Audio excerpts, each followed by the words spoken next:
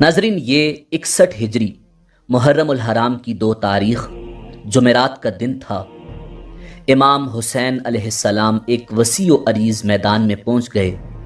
ہر کے سپاہیوں نے راستہ روک لیا اور کہا، بس یہیں پر ٹھہر جائیے، فرات یہاں سے دور نہیں ہے۔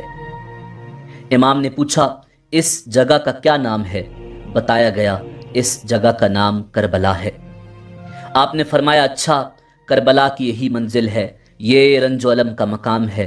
پھر فرمایا، یا اللہ، ہم کربلا سے تیری پناہ مانگتے ہیں۔ اس کے بعد اپنے ساتھیوں کو حکم دیا کہ ٹھہر جاؤ، یہی ہمارے بٹھانے کی جگہ ہے، اسی مقام پر ہمارا خون بہایا جائے گا۔ اسی جگہ کی خبر مجھے دی گئی تھی۔ امام حسین ابن علی علیہ السلام کے میدان کربلا کے بارے میں یہ الفاظ سن کر آپ کے صاحبزادے جناب علی اکبر رضی اللہ تعالی عنہ نے پوچھا، ابا جان، آپ نے یہ کیا بات فرمائی ہے؟ آپ نے فرمایا، بیٹا، ایک مرتبہ صفین کی طرف جاتے ہوئے تمہارے دادا جان حضرت علی کرم اللہ وجہ الکریم اس مقام پر ٹھہرے تھے، اور میرے بڑے بھائی امام حسن مجتبیٰ کے زانو پر سر انور رکھ کر ذرا دیر کے لیے سوئے۔ میں سرہانے کھڑا تھا، اچانک بیدار ہو گئے، آنکھوں سے آنسو جاری تھے۔ بھائی جان نے آپ دیدہ ہونے کی وجہ پوچھی تو فرمایا، میں نے ابھی خواب میں حسین کو اس جگہ خون کے دریا میں ڈوبتے، ہاتھ پاؤں مارتے اور فریاد کرتے ہوئے دیکھا ہے، مگر اس کی فریاد کوئی نہیں سنتا۔ پھر مجھ سے فرمایا، بیٹا، جب اس مقام پر تیرے ساتھ یہ واقعہ عظیم پیش آئے گا تو اس وقت تو کیا کرے گا؟ میں نے کہا، میں صبر کروں گا۔ ارشاد فرمایا، بیٹا، ایسا ہی کرنا، کیونکہ صبر کرنے کا اجر بے حساب ہے۔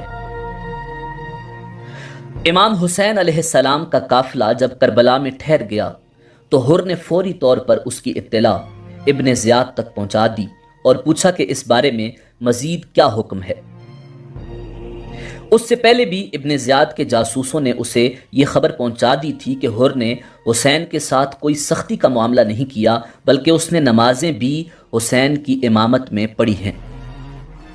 ابن زیاد کو ہر کا یہ عمل پسند نہیں آیا، مگر اس نے موقع کی نزاکت کے پیش نظر ہر سے کوئی پوچھ گچھ نہیں کی۔ اب جب ہر کے بھیجے ہوئے قاصد نے اس کو تازہ ترین صورتحال کے حوالے سے ہر کا پیغام دیا تو اس نے چالاکی سے کام لیتے ہوئے یہ مناسب خیال کیا کہ کسی اور کی کمان میں مزید لشکر کربلا کی طرف بھیجا جائے۔ اس طرح کا اہتمام اس نے اس خدشہ کے پیش نظر ضروری سمجھا کہ اگر ہر امام حسین علیہ السلام کو کسی قسم کی رعایت دینا بھی چاہے تو اس کے لیے ممکن نہ ہو سکے اور اس کے حکم کی سختی سے تعمیل ہو۔ ابن زیاد نے اس معاملے میں غور کے لیے اپنے قابل اعتماد سرکردہ ساتھیوں سے مشورہ کیا اور ان سے کہا کہ میں چاہتا ہوں امام حسین کے مقابلے پر کسی کو بھیجوں، لہٰذا اس کام کے لیے کون تیار ہوتا ہے؟ جو اپنے آپ کو اس کام کے لیے پیش کرے گا، میں اس کو اس کی پسند کے کسی بھی عراقی شہر کی حکومت یزید ابن معاویہ سے دلواؤں گا۔ ابن زیاد کی اس بات پر کسی نے کوئی جواب نہ دیا۔ 3 مرتبہ اس نے اپنی بات دہرائی، مگر کوئی بھی اس کام کے لیے تیار نہ ہوا۔ ابن زیاد جانتا تھا کہ وہ انتہائی مشکل کام تھا، کوئی بھی تیار نہیں ہوا۔ اسی لیے اس نے حکومت دینے کا لالچ دیا تھا کہ اس لالچ کی وجہ سے بہت سے لوگ تیار ہو جائیں گے۔ جب کسی نے حامی نہ بھری تو اس نے اس کام کو عمر بن سعد کے سپرد کرنے کے حوالے سے سوچا۔ ان دنوں ایران میں کردوں نے بغاوت کر رکھی تھی۔ اس بغاوت کے خاتمے کے لیے ابن زیاد نے حضرت سعد بن ابی وقاص رضی اللہ تعالی عنہ کے بدبخت بیٹے عمر بن سعد کو 4000 لشکر کی کمان دے کر ایران کی طرف روانہ کیا تھا۔ اس کے ساتھ ہی اس نے ابن سعد کو رے کی حکمرانی کا فرمان بھی دیا تھا۔ ابن سعد اپنے لشکر کے ہمراہ ابھی مقام حمام آئین تک پہنچا ہی تھا کہ اسے ابن زیاد کا حکم نامہ ملا کہ فوری طور پر اسی مقام سے واپس آ جاؤ۔ ابن سعد واپس آیا تو ابن زیاد نے اسے حکم دیا کہ پہلے حسین ابن علی کے معاملے کو نپٹانا ضروری ہے، لہٰذا پہلے اس مہم کو سر کرو، اس کے بعد ایران کی طرف پیش قدمی کرنا۔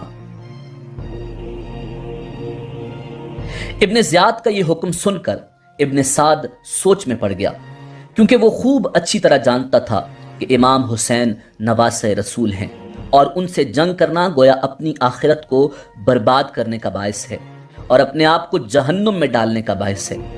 تھوڑی دیر سوچنے کے بعد اس نے ابن زیاد سے کہا کہ مجھے اس کام سے دور ہی رکھیں تو یہی میرے لیے بہتر ہوگا۔ ابن زیاد نے کہا اگر تم حسین ابن علی کے مقابلے کے لیے نہیں جاتے تو پھر تمہارے نام رے کی حکومت کا جو فرمان لکھا گیا ہے اسے واپس کر دو۔ ابن سعد نے اس معاملے پر غور کرنے کے لیے 1 دن کی مہلت مانگی۔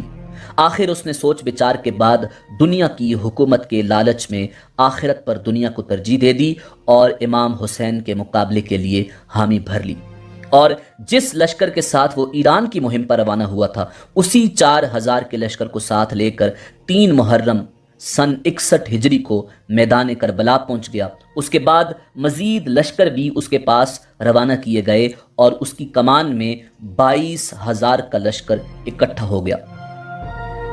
ایک اور روایت میں آتا ہے کہ ابن سعد نے ابن زیاد سے کہا کہ اللہ تعالیٰ آپ کا بھلا کرے، آپ نے مجھے خدمت کا موقع دیا، میرے نام کا فرمان لکھ دیا جس کا علم سب کو ہے، پھر اب آپ نے جو فیصلہ کیا ہے اس حکم کو نافذ کیجئے اور یہ جو اشراف کوفہ کا لشکر ہے اس پر کسی ایسے جنگجو اور دلیر شخص کو مقرر کر دیں جو آپ کی مرضی کے مطابق ہو، لیکن مجھے لشکر کی کمان سپرد نہ کریں، پھر اس لشکر کو حسین ابن علی کے مقابلے پر بھیج دیں۔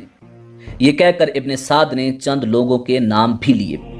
ابن زیاد نے اس کی بات سن کر کہا تم مجھے اشراف کوفہ کے نام کیا بتاتے ہو؟ میں نے تم سے یہ مشورہ نہیں مانگا کہ کس کو مقرر کروں، اگر تم لشکر لے کر جاتے ہو تو جاؤ، ورنہ رے کی حکومت کا فرمان واپس کر دو۔ ابن سعد نے جب ابن زیاد کا یہ اصرار دیکھا تو کہنے لگا ٹھیک ہے میں جاتا ہوں۔ چنانچہ وہ 4000 کے لشکر کے ساتھ کربلا کی طرف روانہ ہو گیا۔ ایک روایت میں آتا ہے کہ جب ابن سعد کو ابن زیاد کا حکم ملا تو عبداللہ بن یسار اس کے پاس آیا۔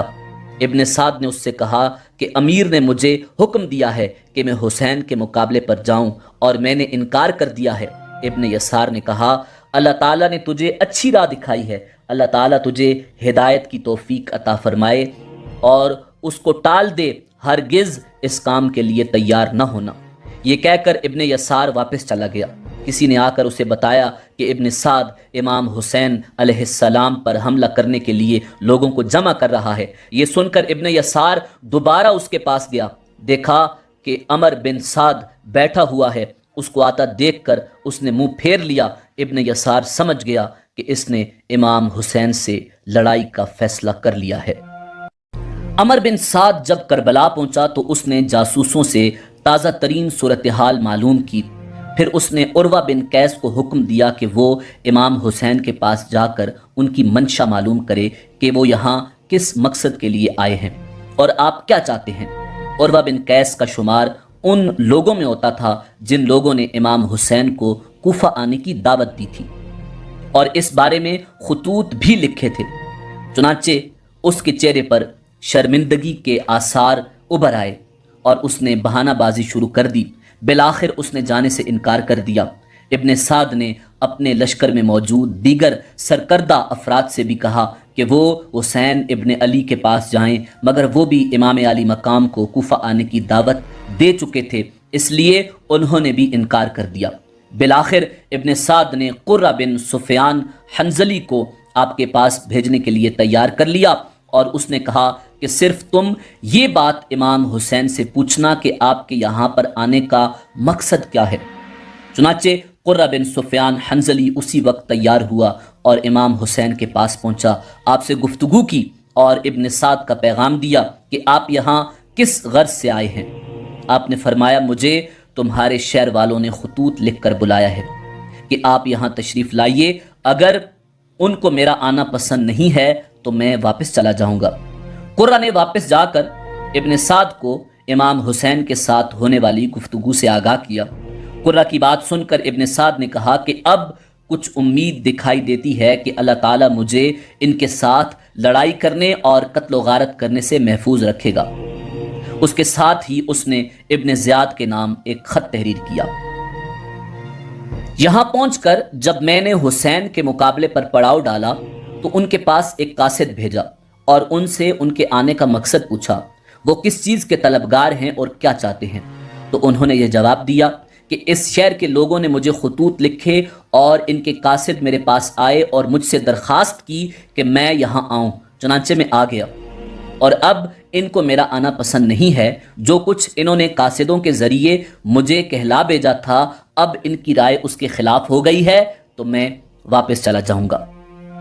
ابن سعد کا بھیجا ہوا خط جب ابن زیاد کو سنایا گیا تو اس نے ایک شعر پڑھا جس کا مطلب یہ ہے، جب ہمارے پنجوں میں پھنس گئے ہیں تو بھاگنا چاہتے ہیں، حالانکہ اب فرار کی کوئی راہ نہیں ہے۔ پھر ابن زیاد نے ابن سعد کو جوابی خط بھیجا جس میں لکھا، تمہارا خط ملا، تم نے جو کچھ تحریر کیا ہے اسے میں خوب سمجھ گیا ہوں۔ تم حسین اور اس کے ساتھیوں کو پیغام دو کہ یزید ابن معاویہ کی بیعت کر لیں، اگر انہوں نے بیعت کر لی تو پھر جو ہمارے خیال میں مناسب ہوگا اس کے مطابق کیا جائے گا۔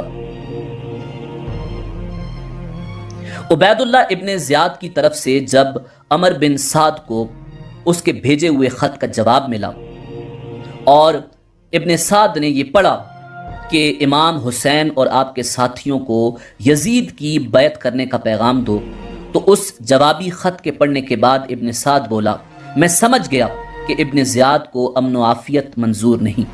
چنانچہ اس نے ابن زیاد کے خط کا کوئی جواب نہ دیا۔ پھر ابن زیاد کی طرف سے ایک دوسرا خط ابن سعد کے پاس پہنچا جس میں تحریر تھا کہ حسین سے یزید کی بیعت لو، اگر وہ بیعت کرنے سے انکار کریں تو حسین اور ان کے ساتھیوں پر پانی بند کر دو۔